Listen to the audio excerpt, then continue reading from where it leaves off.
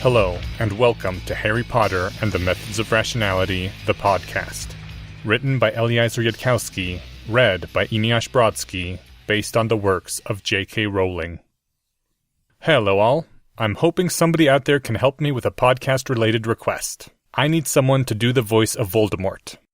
Now, the voice, as described in the text, is high and shrill and really evil, and I have asked a number of people to try to do that already, but it seems that doing high and evil and having it still sound good is apparently pretty darn hard. Anyone out there who thinks they can do this, please contact me or send me a sample file. Something akin to the Voldemort from a Harry Potter musical would probably work. Thanks for your help. Chapter 105. The Truth, Part 2.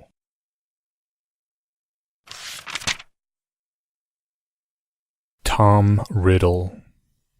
The words seemed to echo inside Harry's head, sparking resonances that as quickly died away, broken patterns trying to complete themselves and failing. Tom Riddle is a... Tom Riddle was the... Riddle. There were other priorities occupying Harry's attention. Professor Quirrell was pointing a gun at him, and for some reason, Lord Voldemort hadn't fired it yet. Harry's voice came out in more of a croak. "What is it that you want from me?" "Your death is clearly not what I am about to say, since I have had plenty of time to kill you if I wished. The fateful battle between Lord Voldemort and the boy who lived is a figment of Dumbledore's imagination. I know where to find your family's house in Oxford, and I am familiar with the concept of sniper rifles. You would have died before you ever touched a wand. I hope this is clear to you, Tom?" "Crystal." His body was still shaking, running programs more suited to fleeing a tiger than casting delicate spells or thinking. But Harry could think of one thing the person pointing a gun at him obviously wanted him to do. A question that person was waiting for him to ask, and Harry did so. "Why are you calling me Tom?" Professor Quirrell regarded him steadily. "Why am I calling you Tom? Answer. Your intellect is not everything I hoped for, but it should suffice for this." Harry's mouth seemed to know the answer before his brain could manage to focus on the question. "Tom Riddle is your name. Our name. That's who Lord Voldemort is, or was, or something." Professor Quirrell nodded. "Better. You have already vanquished the Dark Lord, the one and only time you will ever do so. I have already destroyed all but a remnant of Harry Potter, eliminating the difference between our spirits and enabling us to reside in the same world. Now that it is clear to you that the battle between us is a lie, you might act sensibly to advance your own interests. Or you might not." The gun jabbed slightly forward, causing prickles of sweat to appear on Harry's forehead. "Drop your wand. Now." Harry dropped it. "Step away from the wand." Harry obeyed. "Reach toward your neck and remove your time turner, touching it by the chain only. Place the time turner on the ground, then step away from it as well." This also Harry did. Even in his state of shock, his mind still looked for a way to spin the time turner in the process, a sudden move that would win. But Harry knew that Professor Quirrell would already be imagining himself in Harry's position, looking for the same possible opportunities. "Remove your pouch and place it also on the ground, then step away." Harry did this. "Very good. Now, it is time for me to obtain the Philosopher's Stone.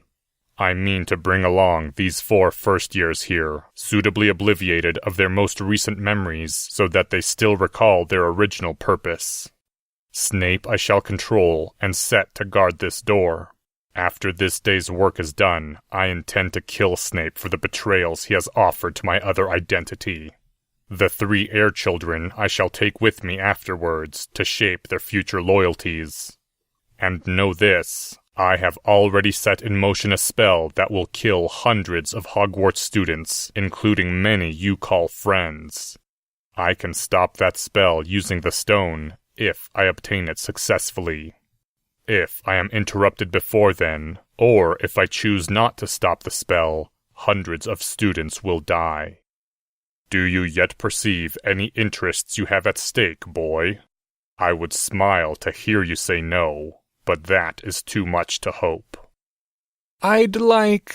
Harry managed to say, through the horror and the heartbreak and the knives slicing away at an emotional connection that hurt like living flesh as it was cut. For you not to do those things, Professor.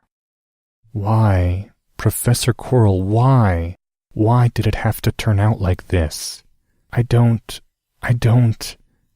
want this to be happening. Very well. I grant you permission to offer me something I want. The gun gestured invitingly. That is a rare privilege, child.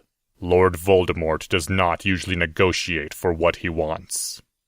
Some part of Harry's mind scrabbled frantically, looking for something, anything that might be of more value to Lord Voldemort or Professor Quirrell than child hostages or Severus's death. Another part of him, the part that had never stopped thinking, already knew his answer. You already have an idea for what you want from me, Harry said, through the sickness and the bleeding wounds in his soul. What is it? Your help in obtaining the Philosopher's Stone. Harry swallowed. He couldn't keep his eyes from going to the gun, then back up at Professor Quirrell's face. He was aware that the hero in a storybook was supposed to say no, but now that he was actually in a situation like this, saying no didn't seem to make sense.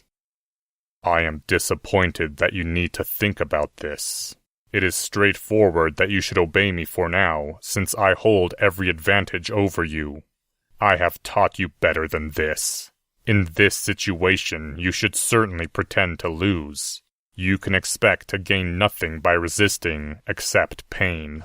You should have calculated that it was better to answer sooner and not earn my distrust. Professor Quirrell's eyes studied him curiously. Perhaps Dumbledore has filled your ears with nonsense about noble defiance? I find such morals amusing, since they are so easy to manipulate. I assure you that I can make defiance seem morally worse, and you would be well advised to submit before I demonstrate how. The gun stayed pointed at Harry, but with a wave of Professor Quirrell's other hand, Tracy Davis rose up into the air, spun lazily, her limbs stretched out, spread eagle. Then, even as new adrenaline hammered at Harry's heart, Tracy floated back down again. Choose. This begins to try my patience. I should have spoken just then, before he might have ripped off Tracy's legs. No, I shouldn't have. The headmaster said I mustn't show Lord Voldemort that I'll do things if he threatens my friends, because that will just make him threaten more of them. Only what he said before isn't a threat, it's just the sort of thing Lord Voldemort does. Harry took a deep breath. Several of them. Whatever part of him kept on running on full automatic was screaming at the remainder of his mind that it could not afford to stay in shock. Shocks were of finite duration. Neurons kept firing regardless. The only reason Harry's mind would shut down while his brain kept running was if Harry's self-model believed his mind would shut down. I don't mean to try your patience. His voice was cracking. That was good. Sounding like he was still in shock meant that Lord Voldemort might give him more time. But if Lord Voldemort has a reputation for keeping his bargains, I don't know about it. An obvious concern. There is a simple answer, and I would have enforced it upon you in any case. Snakes can't lie. And since I have a tremendous distaste for stupidity, I suggest you do not say something like, "What do you mean?" You are smarter than that, and I do not have time for such conversations as ordinary people inflict on one another. Harry swallowed. Snakes can't lie. 2 + 2 = 4. Harry had tried to say that 2 + 2 = 3, and the word 4 had slipped out instead. Good. When Salazar Slytherin invoked the Parselmouth curse upon himself and all his children, his true plan was to ensure his descendants could trust one another's words, whatever plots they wove against outsiders. Professor Quirrell had adopted his lecturing pose from battle magic, like someone putting on a well-worn mask, but the gun remained pointed in his hand. Occlumency cannot fool the Parselmouth curse as it can fool Veritaserum, and you may put that to the trial also. Now listen well. Come with me, promise your best aid in getting stone, and I shall leave these children behind unharmed. Hostages are real. Hundreds of students die tonight. Unless I stop events already set in motion. Will spare hostages if I obtain stone successfully. And mark this also, mark it well.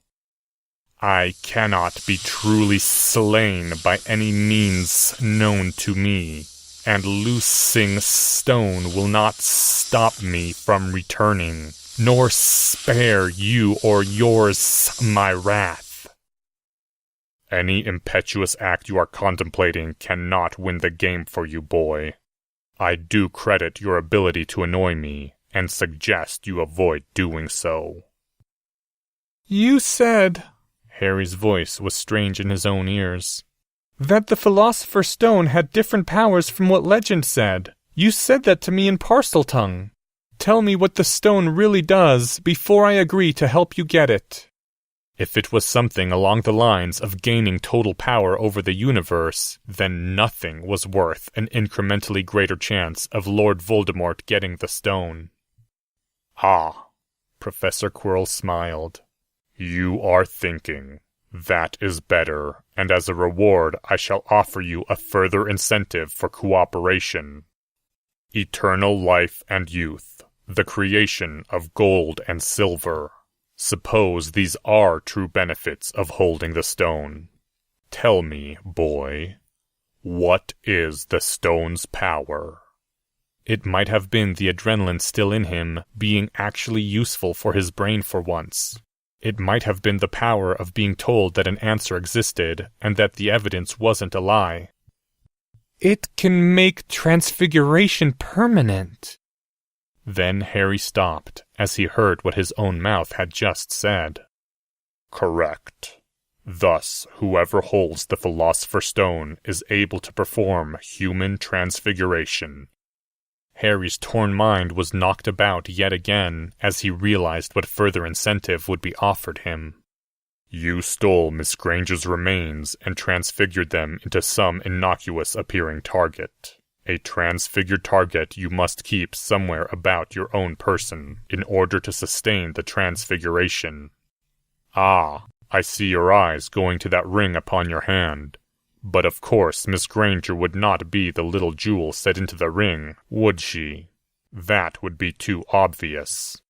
No, I expect you transfigured Granger's remains into the ring itself, letting the aura of the transfigured jewel mask the magic in the transfigured ring. Yes. Harry forced out the word. It was a lie, for once, and Harry's glance had been deliberate.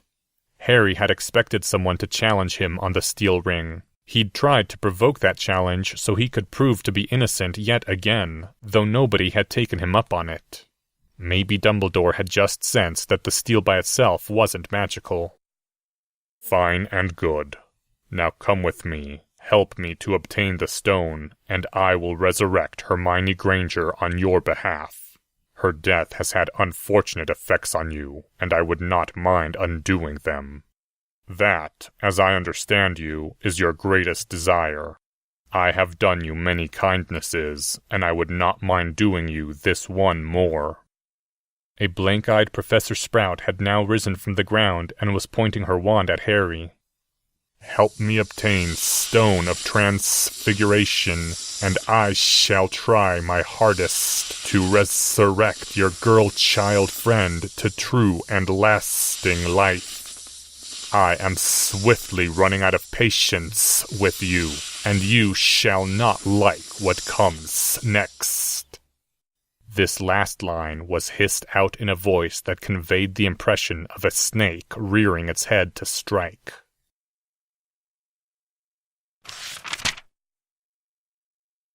Even then, with all the world upturned, with shock after shock, even then Harry's brain did not stop being a brain or completing the patterns its circuits had been wired to complete. Harry knew that this was too good an offer to make to someone at whom you were pointing a gun, unless you desperately needed their help to get the Philosopher's Stone out of the magic mirror. And there wasn't any time left to plan, only the thought that, if Professor Quirrell really was going this far to get his help, what Harry wanted was to demand Professor Quirrell promise not to kill anyone in the future in exchange for his help now. But Harry had a strong sense that Professor Quirrell would reply, "Don't be ridiculous," and there wasn't time for ordinary conversation. Harry had to guess the highest safe request in advance. Professor Quirrell's eyes narrowed. His lips parted. "If I help you, I want your promise that you aren't planning to turn on me when this is over. I want you to not kill Professor Snape or anyone else in Hogwarts for at least a week. And I want answers. The truth about everything that's been going on this whole time. Everything you know about my nature." The pale blue eyes regarded him dispassionately. "I really think we could have thought of something better to ask for than that," said Harry Slytherin sighed. "But I suppose we were legitimately out of time, and whatever we need to do next, answers will help." Harry wasn't listening to that voice right now. Cold chills were still going down his spine from hearing the words that had just come out of his lips, addressed to the man with the gun. "Is that your condition for helping me to obtain the stone?" Harry nodded, unable to form words.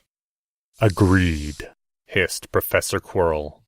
"Help me, and you shall have answers to your questions, so long as they are about past events and not my plans for the future. I do not intend to raise my hand or magic against you in future, so long as you do not raise your hand or magic against me. Shall kill none within school grounds for a week, unless I must. Now promise that you will not attempt to warn against me or escape. Promise to put forth your own best efforts toward helping me obtain the stone. And your girl-child friend shall be revived by me to true life and health. Nor shall me or mine ever seek to harm her." A twisted smile.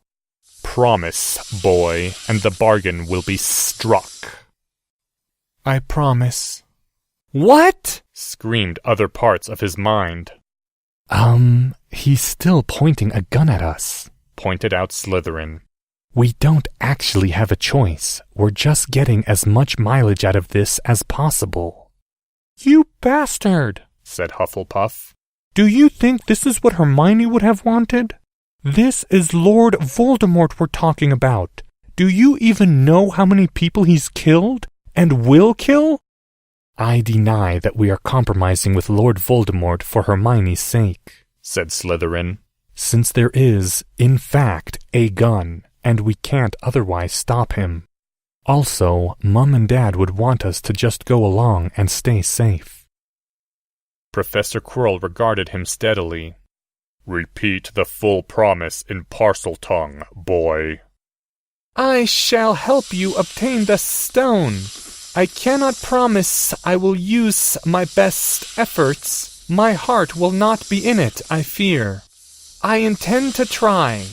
Shall not do anything I think will annoy you to no good end. Shall call no help if I expect them to be killed by you, or for hostages to die. I'm sorry, teacher, but it is best I can do."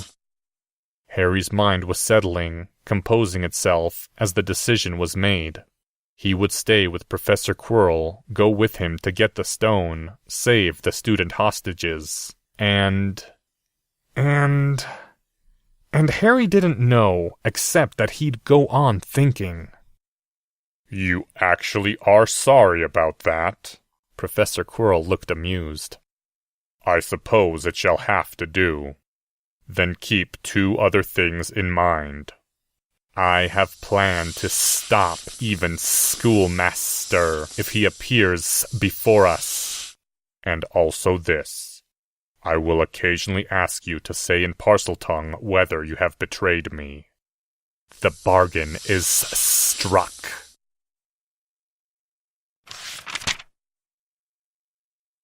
After that, Professor Sprout picked up Harry's wand and wrapped it in a shimmering cloth.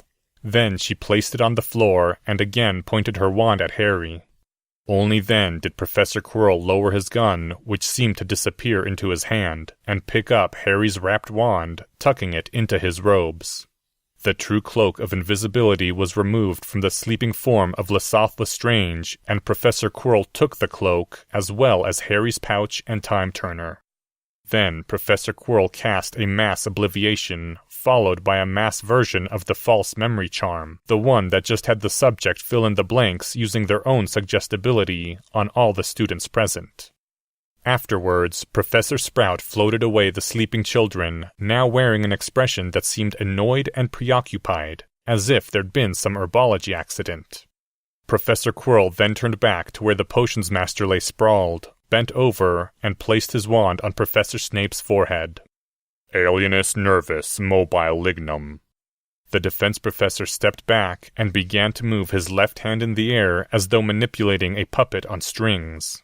Professor Snape pushed himself up from the ground by smooth motions and stood once more before the corridor door. Alohomora, Professor Quirrell said, pointing his wand at the forbidden door.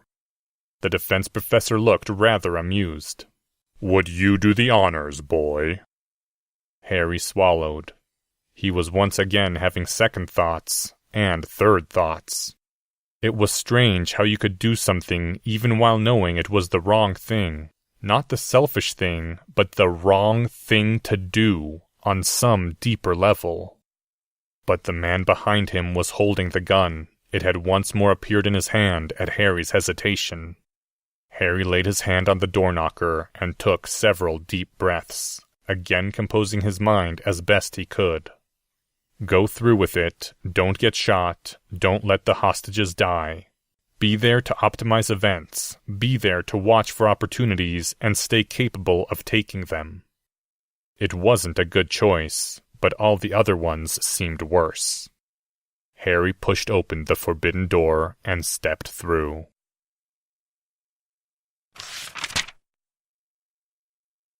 End chapter 105. If you enjoyed this episode and haven't done so yet, please consider leaving a rating or review at iTunes. This chapter's original text, production notes, and attribution links, along with archives and much more, can be found at hpmorpodcast.com. If you would like to learn more about the art of rationality, please visit lesswrong.com, an online community of aspiring rationalists founded by Eliezer Yudkowsky. Some sound effects used are courtesy of the Free Sound Project. The music used is The Fall by Ministry. Thank you for listening, and come back in 2 weeks for Chapter 106, The Truth, Part 3.